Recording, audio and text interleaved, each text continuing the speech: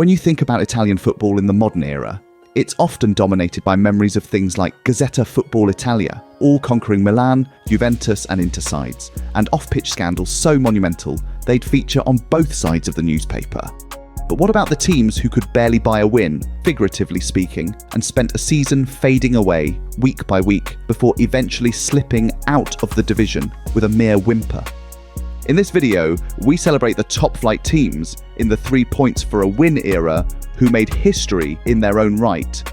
These are Italy's worst ever teams.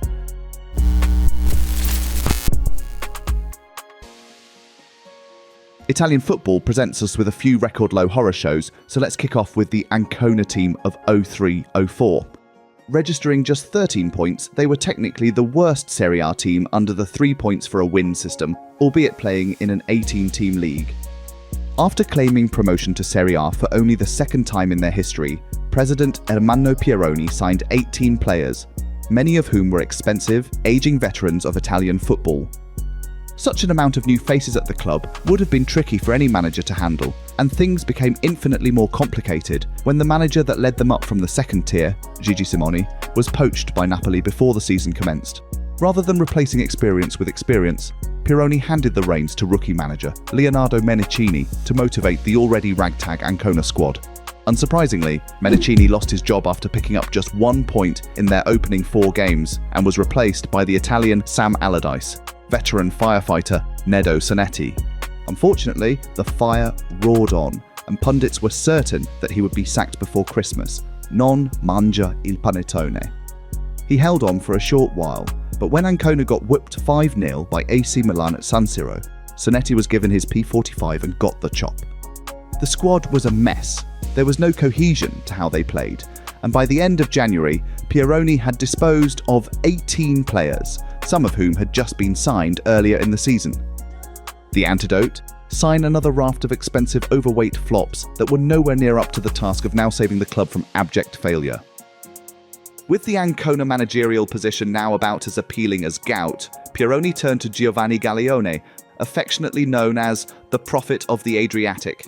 Having been out of work for over 2 years, Galeone had built his reputation as the man who will get you promoted to Serie A, having achieved this success with Udinese, Perugia and Pescara twice. However, getting to the top tier and staying in the top tier are two very different things. Eventually setting an unwanted Serie A record of 28 consecutive matches without victory after a gutless home loss to Sampdoria sealed their relegation, the team from the Adriatic coast had been sunk with 6 games still to play. Out of the 46 players involved throughout their diabolical campaign, 20-year-old Goran Pandev, on loan from Inter, was the only player to walk away with any credit in the bank. And after being condemned to Serie B, things got a whole lot worse for fans of the Dorici. Not only had President Pieroni mortgaged the future of the club with his terrible transfer dealings, but it was uncovered that he'd been casually siphoning millions of euros out of the club and into his own pocket. Arrested for the €12 million fraud, Ancona were teetering on the cusp of bankruptcy. Players and staff went unpaid, the squad disintegrated, and weeks after their relegation was confirmed, they hit the wall and the club catastrophically folded. So, Ancona get the gong for Serie A's worst performers, but we have podium spots for 2 terrible Salernitana and Chievo teams. Salernitana's feeble attempt at staying in the top tier during the 23-24 season was at best meek. Unlike Ancona, their demise didn't become a cultural meme. Instead, they quietly slid to the bottom of the table until a 3-0 loss to Frosinone at the Stadio Benito Stirpe confirmed their spot in Serie B for the following season. 2 seasons prior, I Granata, the Maroons, pulled off the great escape after a lackluster beginning to the season, banking 18 points from their last 15 games to finish 1 point clear of the drop zone.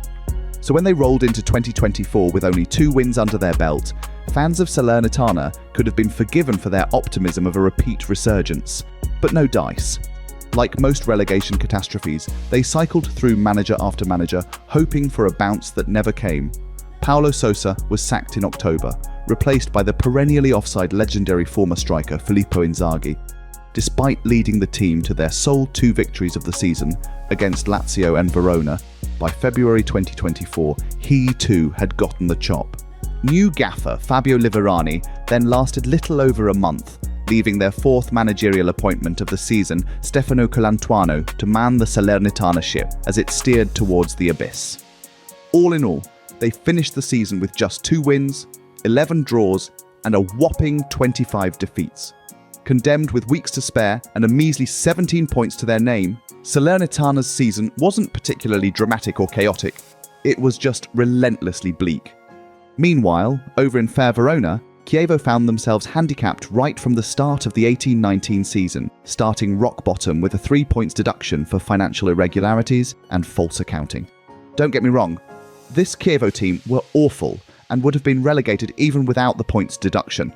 Manager Lorenzo Diana was given the boot after notching up just 1 point in 8 games and was swiftly replaced by big-name manager Gianpiero Ventura. Evidently not aware of the dumpster fire awaiting him at Chievo, he lasted little over a month at the club before mutually terminating his contract. Domenico Di Carlo took over in November but was unable to arrest the slide, and E Musi Volanti, the Flying Donkeys, pretty much stayed rooted at the bottom of the table all season. Finishing with just 17 points on the board, just like Salernitana, they only managed 2 wins that season, but having been beset with off-pitch issues before a ball had even been kicked, the tragedy had already been forewritten. They take the final podium spot, pipping the Pescara team of 2016-17 to the post, who racked up 18 points during their own season to forget. Haunted by their last embarrassing relegation from the Italian top flight 3 years prior, manager Francesco Oddo should have known before the season had started that the Delfini would nosedive back to Serie B as he watched the stars of his promotion campaign get sold off and return to their parent clubs. By December 2016, the Biancazzurri's only win had actually come in a 2-1 loss to Sassuolo, as they were subsequently awarded a 3-0 victory due to their opponents fielding an ineligible Antonino Ragusa. Fans were becoming increasingly hostile, and their ultras stormed the club's Christmas dinner with banners reading "Vergognatevi," "Be ashamed," shortly followed by a protest after another home loss, this time losing 3-0 to Bologna. By February, winless on the pitch Pescara were battered by Lazio 6-2 at home. 2 days later, an arson attack took place at President Sebastiani's house.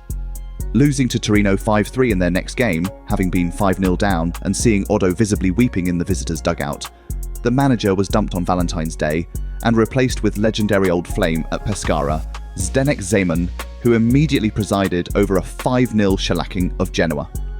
The Biancazzurri were in Zemanlandia. However, this was short-lived. Returning to type, Zeman was only able to guide them to 1 more win that season against Palermo, with both teams already mathematically relegated. So there we have it, a small handful of spectacular relegations, bizarrely dominated by teams from the Adriatic coast.